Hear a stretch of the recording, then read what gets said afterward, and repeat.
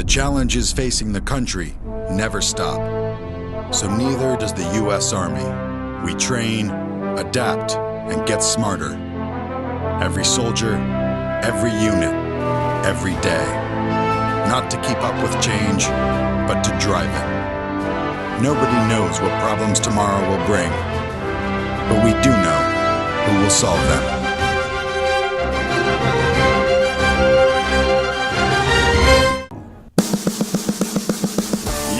Listening to From the Cheap Seats with Chris Delambert and Brandon Atkins. You may not like your seats, but you'll love the show. Welcome to From the Cheap Seats. Chris Delambert, Professor Trent, Nichols. We're all alone, man. All alone. As much as the rest of our crew loves college basketball, How is this even possible? I feel like we ought to just derail everything and talk about baseball for 2 hours. Nothing about basketball. Nobody to stop us, man. Nobody. Wow. Well, I promise we will give you our NCAA March Madness bracket advice. But first, I want to talk about Mike Trout. Whew. Reports coming out that Anaheim's about to offer him $430 million over 12 years. $400 million. Isn't that something? Do you think Bryce Harper is now like, darn it? No, you know what? Bryce Harper, in the end, I'm confused by the contract he signed. And the numbers were baffling when you looked at him in total. But his average annual salary is significantly lower than Machado, significantly lower than Nolan Arenado, and now will be even much more insignificant when Trout inks this deal. When you look at it, we talked about Bryce Harper relative to Machado. And I said if Machado's worth, $30+ million a year, Bryce Harper's worth 50. Mike Trout, when you look at it, from 2012 to 2018, his WAR is 64.5 over 1,000 games. For those of you out there who aren't baseball geeks and has no idea what WAR means, that's wins above replacement. And to give context over that same time period, 2012 to 2018, who do you think the second best player in baseball is in terms of wins against replacement? Altuve. No. Buster Posey. Buster Posey is second with a WAR of 45. Yeah, but WAR. What is it good for? Absolutely nothing. That didn't take long. I've been waiting for you to set me up for it. Yeah, I appreciate that. That was dumb. What is it good for? Absolutely nothing. Limited. Sorry. Beautiful. How much Buster Posey doesn't? He makes like $25 million a year. I don't know what Buster Posey makes off the top of my head.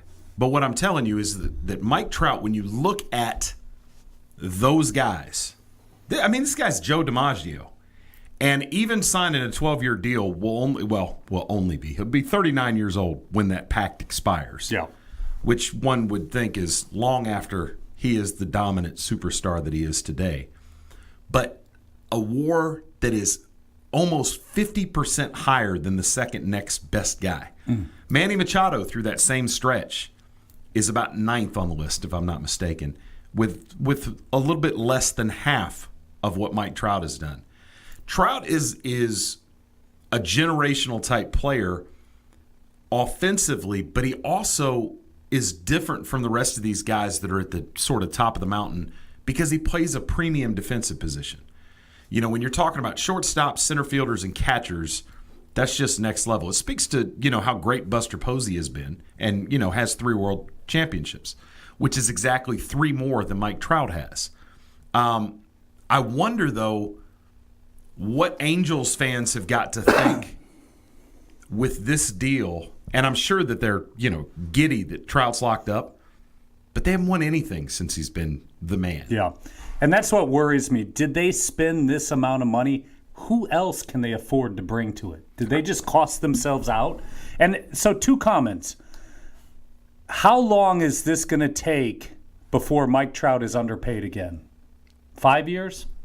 In 5 years, this will be a reasonably good deal. I think if you look back 5 years ago, that was about the time Pujols and Votto got their huge deals. And at the time, people were like, "Oh my God, what are you doing? These guys are going to be 40 when they." It took 1 year for Pujols to be overpaid. Pujols was in a perfect situation in St. Louis. Yeah. He was already trending downward. That's why the Cardinals were like, "Oh, you want to pay him what? Sure, go ahead. We'll make another one just like him." That's just how the Cardinals do. With Votto, the Reds looked at it and said, "Well, we can lock this guy up. We have confidence that he's going to be good through most of this contract," and really looking forward. They're like, $20 million a year, few years down the road is going to look pretty good. And frankly, when you look at him relative to a guy like Nolan Arenado, Manny Machado, Votto's putting up superior numbers now. Last year was a bit of a down year power-wise, but I mean, still a guy that's top 3, top 4 MVP voting for the next few years moving forward, and is a relative bargain at that price. And the smaller market teams in particular really aren't in a situation where they can get out there and, we're just going to go sign the next big guy that hits the market. I think some of these guys have got to be hesitant too, because Trout, it had to be in his head. Obviously he wants to play in California. He doesn't seem to want out. But at the same time, the lukewarm response on the market relative to Machado and Harper had to give him pause. Yeah. And he's like, in theory, maybe I can go get $50 million, but somebody's got to pay that. And, contrary to popular opinion, there is a salary cap in baseball. And when you're talking about 20% of that going to one guy, you get 24 other guys you got to field. And, oh, by the way, it looks as though rosters are going to expand by another spot here in the next year or two. Players Union and the league have come to an agreement on a couple of things, but one of those looks like they're going to add a roster spot. So it's very interesting. Yeah. Very, very interesting. And the last point I want to make about Bryce Harper is I give him all the credit. He is probably he's probably one of the top 3 faces of baseball, or the future face of baseball.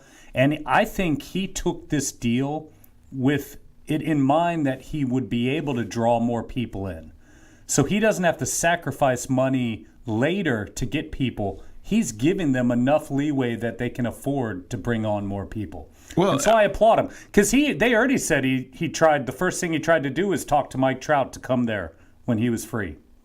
So, and that was a report a week ago. So let him be like that. Don't be the guy that's taking the big money and handcuffing the team for the future. He's taking a little bit less. He's the highest paid guy. You're treating this guy like he took a hometown discount. You're talking about $400 million. Yeah. That's no discount. No, 330. That's got to be at this $330 point. million Bryce Harper took.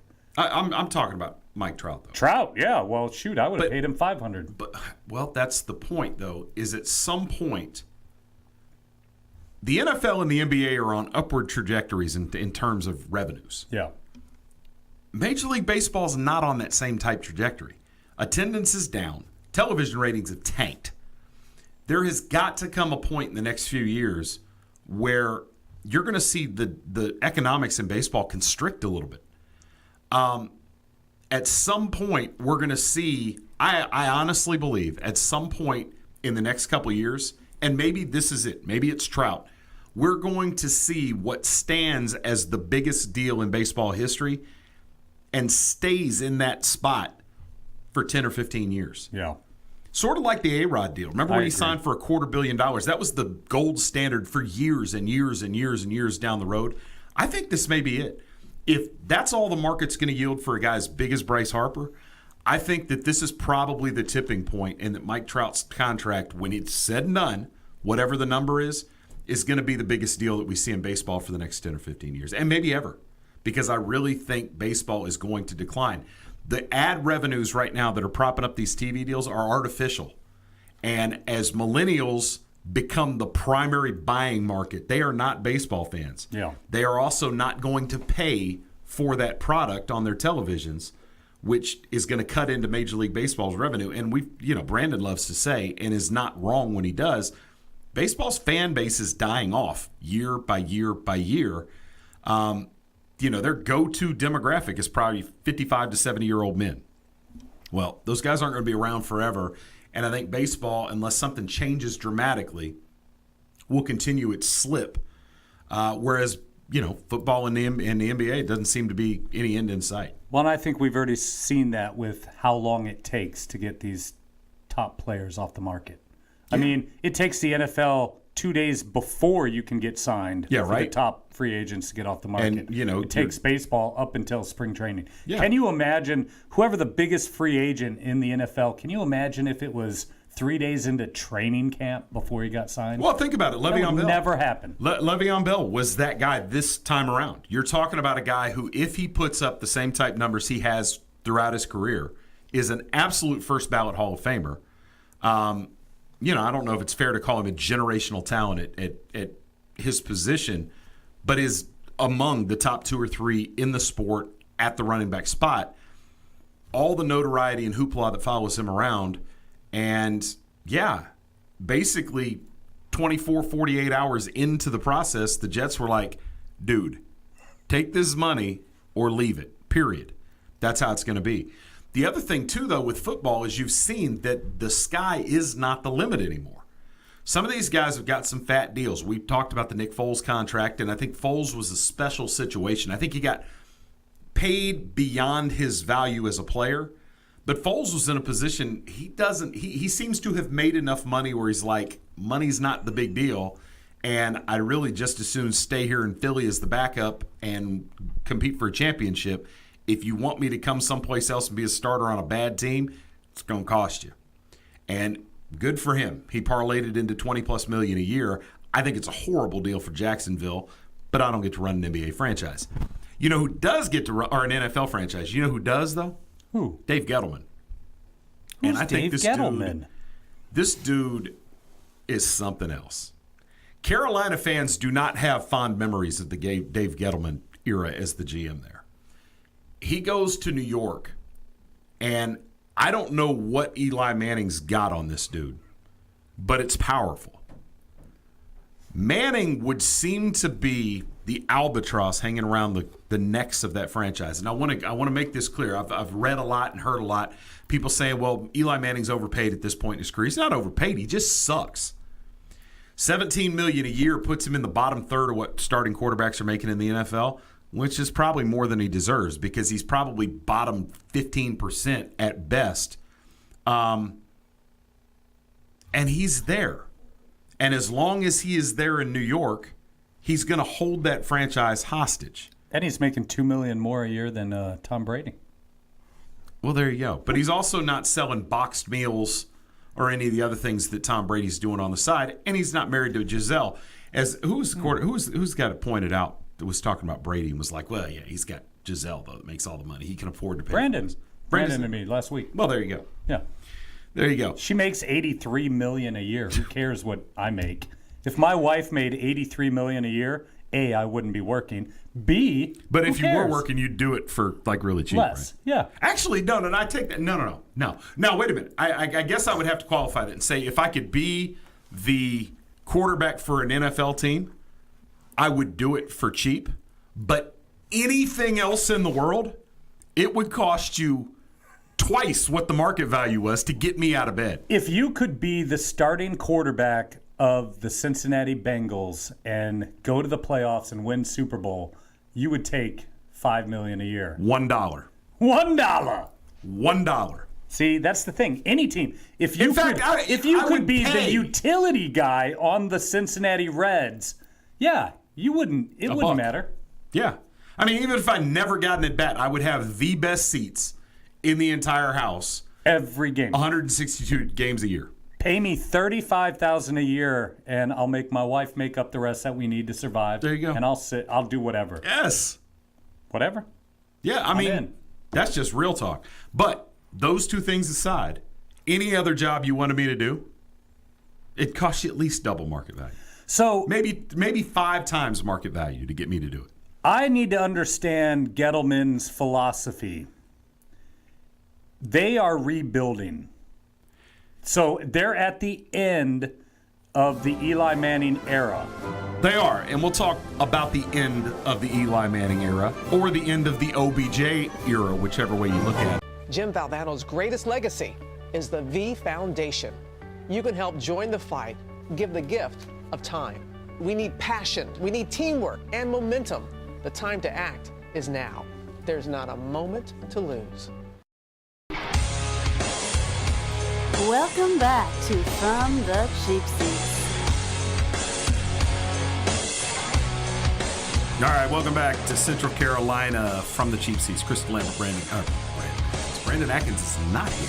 What? No, Brandon Atkins is actually opening the brand new Cooper's Wine Room and Restaurant right now. Right as we sit here, I can smell the food from right here. It's 2 hours and 21 minutes into their first dinner service. Have you got reservations yet? No. I will be making reservations before the end of the night for next Wednesday.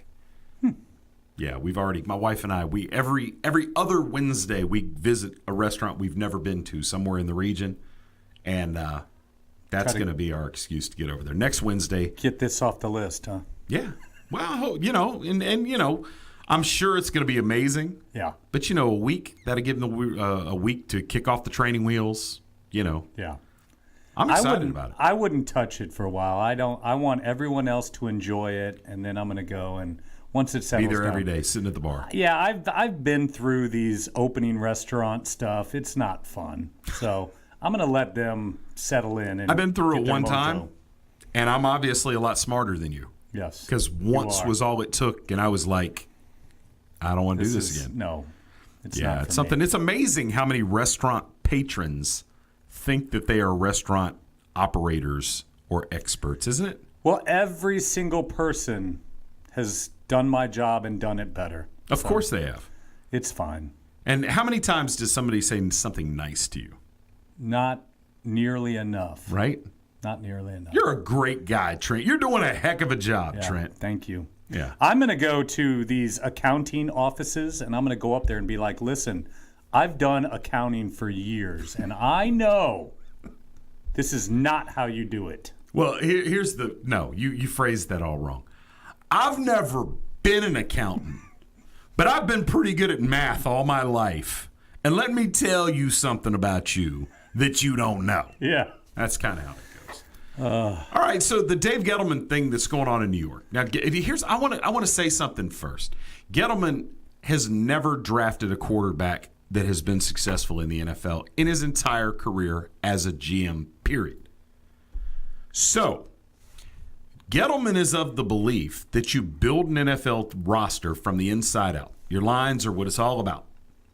So, hidden in that Beckham Jr. deal was Kevin Zeitler, who's a pretty doggone good guard. Drafted in the first round in Cincinnati, had a great run there, left via free agency to Cleveland, has been good, really. Now will be an anchor in that line. That's the first step for him. The thought process amongst folks is, well, the Giants have got 2 first-round picks in this year's draft, 6 and 17.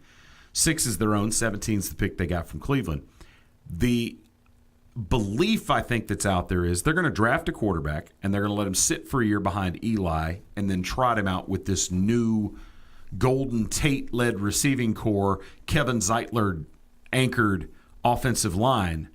And that's going to be the route they go. I disagree 1,000%. I don't think that's what's going to happen. I think that you'll see interior players taken with these picks, maybe not with the 6th, but with the 17th, and impact players to build around whomever it ends up being. But when I look at this draft, Kyler Murray may be a transformational type talent that takes the NFL by storm and redefines the position. He may be that guy. We're going to find out. The Cardinals brass met with him again today. You've got to think at this point they're going to take him number 1. You have to think that. Now, if that is the case, I think Josh Rosen can probably be had for a 3rd-round pick. They've got to get him out of the building. They cannot keep this guy there with Kyler Murray. That'll be a disaster. Rosen's a knucklehead to start with, a disgruntled knucklehead. Getting in the way in the quarterback room every day with Kyler Murray is a recipe for disaster. Secondly, most teams around the NFL are finally, all these years later, starting to figure it out. You need to bring in a backup that runs an offense similar to your starter. That's a recipe for success. Josh Rosen and his skill set are nothing like what Kyler Murray's are. If they draft Kyler Murray and build an offense around him, Josh Rosen cannot come behind him and run that same offense. He's a completely different type ball player. Yeah. So they have to get Rosen out of the building. And whether it takes a second, a third, a fourth, a combination of picks, I don't know. But it's not going to cost you a 1, which is really the only premium pick in the NFL draft. So given this class of quarterbacks behind Kyler Murray, if I'm the Giants and I've got at least 1 year to develop somebody, Rosen is the guy. Yeah, why not? Rosen has more arm talent than Dwayne Haskins, than Daniel Jones, than Drew Lock, than any of these guys that are coming down the pipe. It's a bad quarterback class. The 3 best quarterback prospects in the country are in college right now, other than Kyler Murray. With Tua, Trevor Lawrence, who's got 2 years left, and then Herbert out at Oregon, those guys are the best quarterback prospects in America, and they're not available. Haskins, I got to think that when talent evaluators peel that tape apart, they've got real questions about him. He spent a lot of time at Ohio State throwing the ball to wide open receivers. He is not particularly athletic. He is not particularly accurate. Got a pretty big arm. He probably can, improve his mechanics and work on his accuracy. Won some big ball games there at Ohio State, but it's not like he was hoisting national championship trophies. If you want a winner, you have to go back a couple years before him with R.J. Barrett. So I don't know that Haskins is worthy of the 6th pick, and he's not going to make it to 17. So he's the only guy really in the conversation. When you look at Ryan Finley, Daniel Jones, Drew Lock, the rest of those guys, man, set on your second and wait and figure out who falls. Because none of those guys have can't-miss potential written on them. This is not a class from a couple years ago with Trubisky and Deshaun Watson and Pat Mahomes. And I do have to throw it out there, right? I missed on Pat Mahomes. I had no idea. I thought the Chiefs were idiots for trading up to get him. What do I know? It's Andy Reid. So maybe we'll look back at this 6 months from now or 18 months from now and say, well, Dave Gettleman knew what he was doing and, whatever. But your thoughts on what's going on with the Giants right now? I'm just perplexed that if you're rebuilding and you have your franchise running back on a rookie deal and you have a top 3 wide receiver on your team that is signed long term, you're going to go after a quarterback. Why would you eliminate one of those positions? Who better to help a young quarterback than having an elite wide receiver there? There's 2 sides to this argument. One is, you want to have a top shelf weapon for this kid to learn, and throw to and can get open and can stretch the field and make life easier for him. Absolutely, that's 100% true. The other thing is that there was security with Odell Beckham. He's one of those guys signed to a big deal. That deal's going to get cheaper and cheaper as every year goes by. However, the problem that you have to look at with that is that Odell Beckham comes with a lot of baggage. Mm-hmm. And Steve Smith was let go by Carolina 3 or 4 years ago. It wasn't because he wasn't any good anymore. It was because he sucked the air out of the room in the offensive meetings and in the huddle and was constantly in Cam's ear. Get the ball to me, dog. I'm open. Get the ball to me. What are you doing? Get the ball to me. Steve Smith is a gamer and a tough guy. A little bit of diva in him. Odell Beckham Jr., if Steve Smith made life rough for Cam Newton, can you imagine how much crying and complaining Odell Beckham Jr. would do if the offense wasn't running well? And to compound that offense as it stands now has got to be Saquon Barkley-centric for the next few years. You got a guy that may be a Hall of Fame potential running back over the next couple of years. You're going to have to feed the guy. And there's only so many footballs to go around. Now, if I have my choice of security blankets for my young quarterback that I'm bringing in, I'm taking Barkley over Beckham every single day of the week. Up to this point, Barkley looks like he's a good citizen. He's doing his thing. He's dynamic. It's great to have all that star power on the field and have him and Beckham at the same time. Well, can you imagine Beckett and Rosen in the same locker room? No. I mean, and whether it's Rosen or Haskins, whoever they bring in, I think dealing with that guy is going to take a lot. Now, that's the part of this Cleveland deal. Everybody's crowing about how great Cleveland did.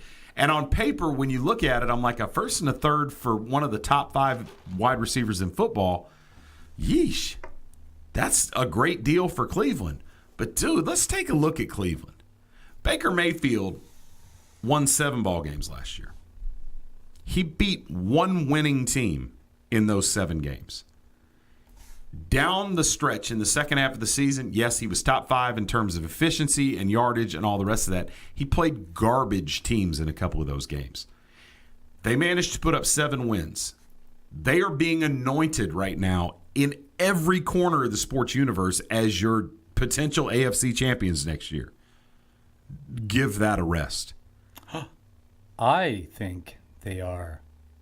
Do you really? Potentially the AFC champions. I think you're bananas. No way. I really do. Let these guys show that they can do this. I mean, you got some big attitudes there. You got some big personalities. Baker Mayfield trying to manage it, and Freddie Kitchens in his first year as a head coach. Good luck. We'll talk about it a little bit more on the other side. NCAA basketball coming up. You're listening to Chris Delambert and Brandon Atkins on From the Cheap Seats, a production of Cheap Seats Radio.